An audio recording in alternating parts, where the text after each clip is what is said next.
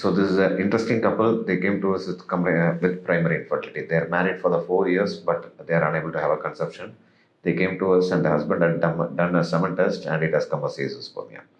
We did a complete evaluation for him. If his FSH was around 32 and LH was around 20. And his testicular volume is around 1.5 cc and 1.2 cc.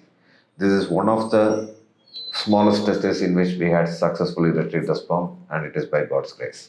So we had done the stimulation, and first we did the trial procedure. We had retrieved the sperm.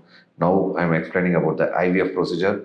I will show you the motile sperms which we had found in this couple. I will show you the sperms. You can see how the sperms are going. These are the motile sperms. So we are able to get the sperms, and then the ICSI procedure is done. I will show the eggs, how it was.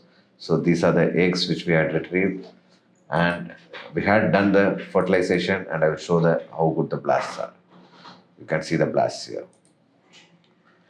So we are hoping to get a positive conception for them, and we always believe it's because of God's grace we are able to get some good blasts, and we expect for a pregnancy for them. Thank you.